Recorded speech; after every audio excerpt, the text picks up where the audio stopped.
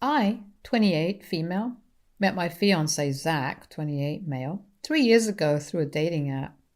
We went out on a few dates, but it sort of fizzled out initially when we realized that we were fundamentally really different people. He was more of a social person and mostly wanted to go to bars and clubs, but I liked a quieter life. No hate against the people who live the party lifestyle, but it just doesn't work for me. Also, he's the heir to his dad's business, so it's not like he has to worry about his career, whereas I did, so I ended up ghosting him after the first few dates. However, we reconnected later when we met again at a friend's birthday party a few months later, and there we ended up spending all our time together at the party and we left as friends.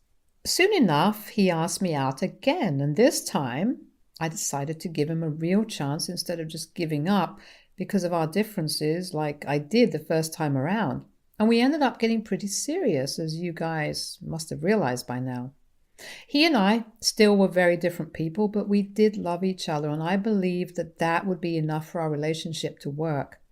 My only and quite possibly my biggest issue with his behavior throughout our relationship was that he was never serious enough about anything, and he was a little too relaxed about life. He said that he just liked to go with the flow, but I really think that he just never had to face real problems because he just had everything served to him on a silver platter all his life because his parents could afford to. Meanwhile, I'd had to work for everything that I had because my parents were both high school teachers and did their best to raise me. But of course, I wasn't as rich as Zach was, and I don't mind it. My parents did their best, and I'm proud of them, and also myself, because I work for everything that I have.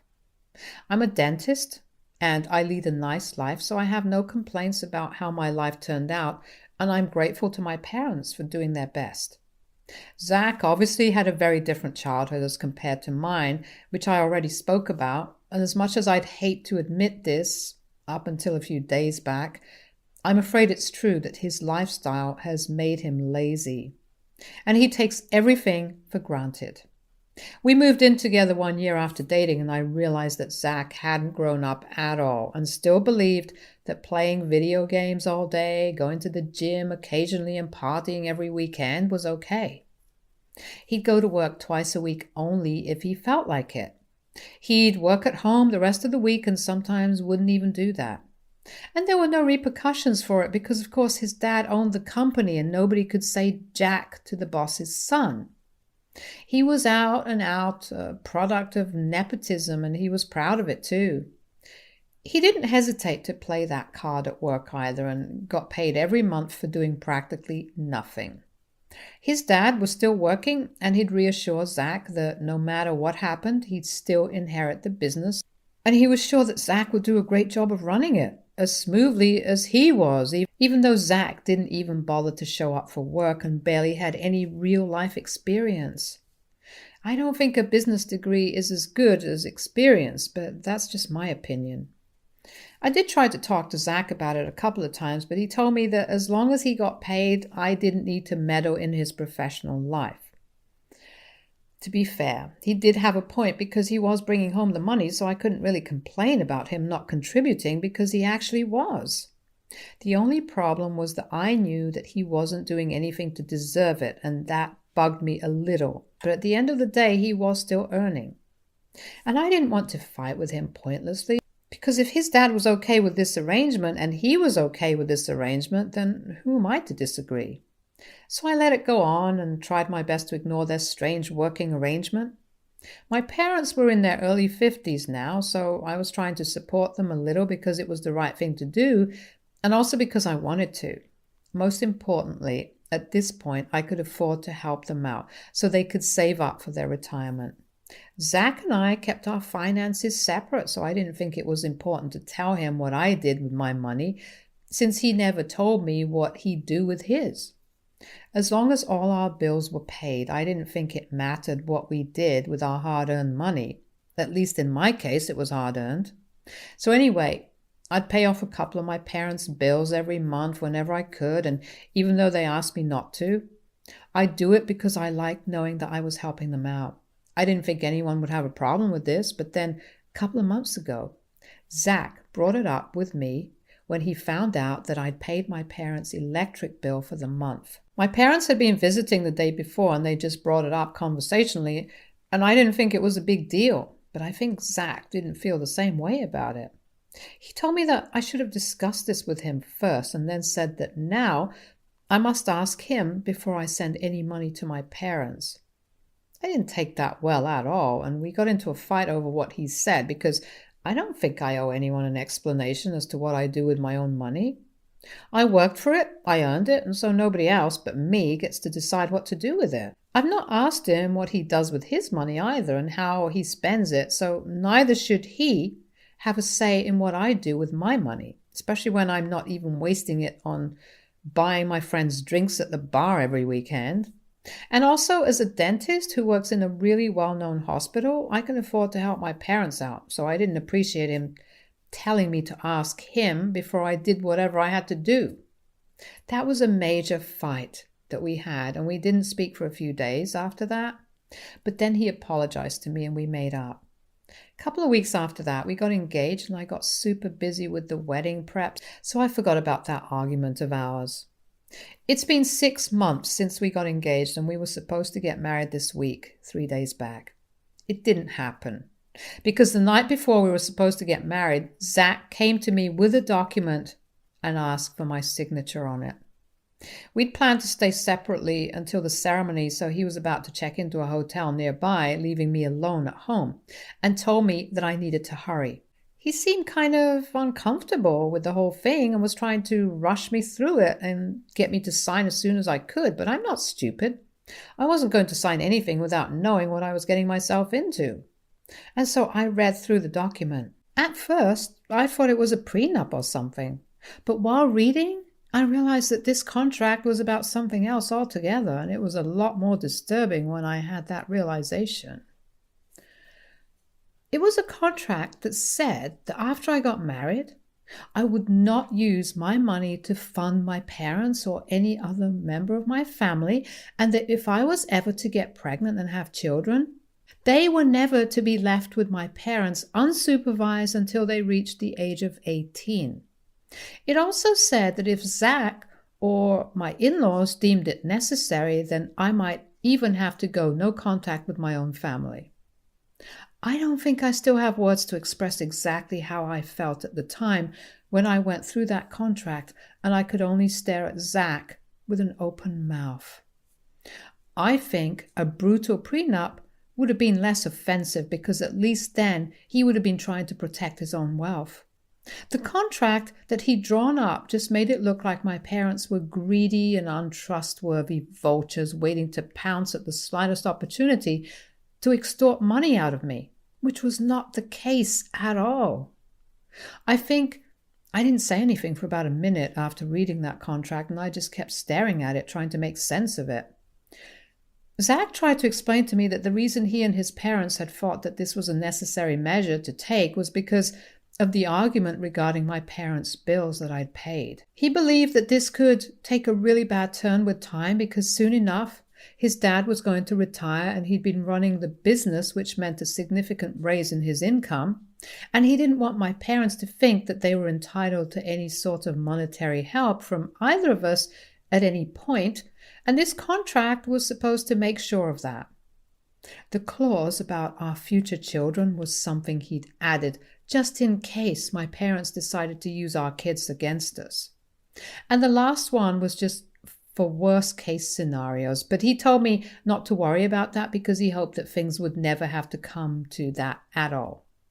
He was talking to me as if this was all normal, and he wasn't demanding anything out of the ordinary at all, which was really strange because throughout the course of our relationship, I kept wondering if Zach would ever grow up enough to take anything seriously.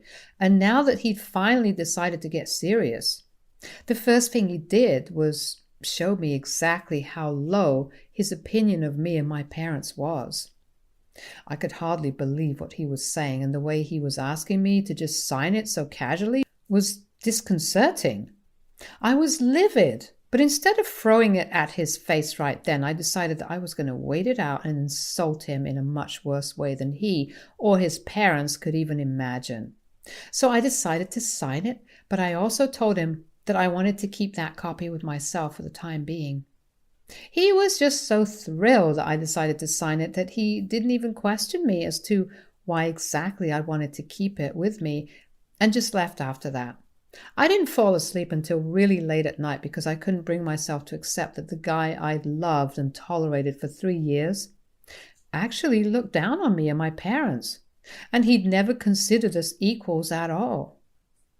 It was all just him pretending that he admired me for working hard and respected my parents for doing their best, but unfortunately, he didn't think we were trustworthy at all and were just in this for the money. It was ridiculous, of course, because I'd never asked him for money and neither had my parents ever asked me, but I just liked to help them. And as for Zach, he'd never given me as much as a dime, so I don't know what he was so paranoid about. It was disgusting, and my anger and frustration at my decision to stay with Zach despite his refusal to grow up. The entire night I struggled to come to terms with the contract, and I just kept reading it over and over again because there was just no way that Zach and his parents had actually drafted something like this and then believed that it was appropriate to ask me to sign this, as if it was just no big deal. To say that I was furious would be an understatement, and I felt like I really had to get my revenge and make sure he and his parents felt just as awful and humiliated as they'd made me feel.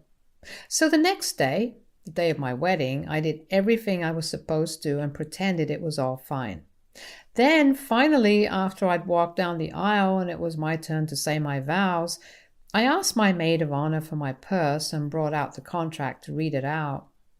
Everyone looked confused and thought that I must have written my vows down, but my almost in-laws and Zach were the only ones who looked alarmed because they knew what was coming now, and they'd guessed it right because instead of saying my vows, I began reading the contract out loud for everyone to hear and went through all the clauses extra carefully and then announced in front of all the guests that this was what Zach had made me sign the previous night. But unfortunately, I was not that in love with him either, and I could finally see him for the man-child that he was, and his parents for the privileged douchebags that they were. Then I finally ripped that contract up into tiny little pieces as aggressively as I could and then flung it right at Zach's face. It was very dramatic for my taste, but it was also really, really satisfying and low-key to watch him back up in surprise and try to spit out one piece of paper that had accidentally ended up in his mouth somehow. As he spluttered and tried to call me back, I grabbed my parents' hands and walked out with them in tow and my head held high. I'm not a generally arrogant person, but in that moment, I swear I actually felt like the most powerful person alive. I didn't look back to see the chaos that ensued because I got into my parents' car and drove us home. Their home, my childhood home. It was a quiet ride home and none of us said much, but I could hear my mother crying in the back seat and my father trying to shush her. After we got home, I changed into something more comfortable and erased any trace of makeup I had on my face, and only then did I finally sit down with my parents to talk to them about what actually had happened. But before I could explain, they were the ones who sat me down and told me that they were incredibly proud of me and couldn't believe that they'd raised a daughter like me. Or at least my dad said that. My mother was too busy crying for me to be able to make out her words, but she was nodding along, so it's safe to assume that she agreed with what my dad said. I was happy that they were proud of me because honestly, that's all the validation that I needed. It had been really tough for me to give up on my 3-year relationship because more than loving him, I was used to having him around and being with him. Zach and I didn't always have a bad relationship all the time, and we'd also shared a really good bond, which is why I stuck around for so long and waited for him to change. But that contract was the last nail in the coffin. I couldn't get married to him after that, knowing that he had no respect for my parents. I didn't even expect him to love them, but respect was the bare minimum, and if he couldn't even offer them that, then we definitely weren't right for each other. I've been staying at my parents' place since then. The evening of my almost wedding day, Zach called me up and cussed me out, but I didn't mind because I knew that I'd humiliated him much worse than anything he'd be able to do to me. So now it really didn't matter how angry he was or how insulted he felt because that was the intention. I wanted him to feel the way he'd made me feel, and I think I'd succeeded on that front. But the real reason I'm here is because yesterday I received a tearful voice note from my almost mother-in-law accusing me of making a mockery of her and her family publicly, which was unfair, according to her, since the contract that they'd presented had been in private. And if I'd felt that offended by the contract, then I should have just rejected it then and there instead of taking things so far and being so dramatic. I don't regret what I did, but I feel like she has a point because had I not gone ahead with my plan, then I could have dealt with the entire situation privately without involving my parents and making them feel conscious about themselves.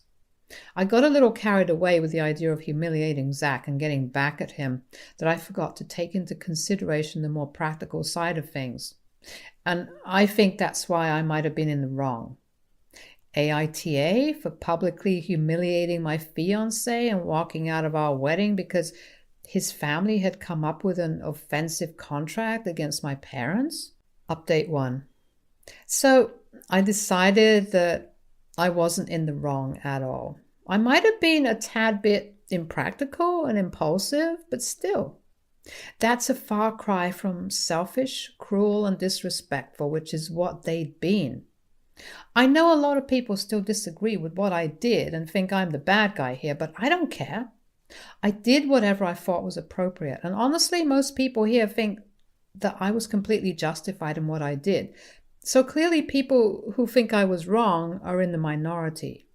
There's only so much disrespect an individual can take, and I think I'd spent enough time allowing Zach to say and do whatever he wanted to without questioning anything at all. But when it comes to me and my parents, I'm not going to stand for this BS at all. And that one fight that we'd had over the electric bill should have been enough for him to realize that. He didn't realize, and that's on him, really. We're still in touch because we're discussing how to split the expenses of the wedding since we have to pay everyone involved, but even that's about to be over in a few days, and honestly, I don't even regret losing the money. I would have lost just a little less if I'd cancelled the day before. At least this way I have a cool story to tell people about what I did at my first wedding. Update 2. So it's done now. Zach and I officially paid off the caterers for our wedding, and now all the bills are cleared. He and I have nothing to discuss anymore, so he finally blocked me. I feel relieved, but also kind of empty at the same time. I think that's just because I'd spent so many years believing that I loved him and he loved me that now I no longer know what to do without him. I know I'll find my way out of this as well, but it just feels really weird and numb. I've been riding the high of my dramatic exit and all the "you're so fabulous" texts that I'd been receiving for the past week and a half. But now that that's dying down, I'm finally beginning to process the gravity of what happened, and I must admit, it's not a very nice place to be. Part of me wants him back, and I'm almost ashamed of it, so I'm sharing it with you guys so I feel less lonely since I can't exactly talk about this to anyone I know in person. I could, but it'd feel weird, and I don't want to make anyone feel awkward or uncomfortable, so any advice on how to deal with a heartbreak like mine is welcome. LOL. Update 3. Hey, people of Reddit. It's been about a month since I walked out of my wedding, and I'm doing better now. Last week, I finally went back to our old house to pack my things up.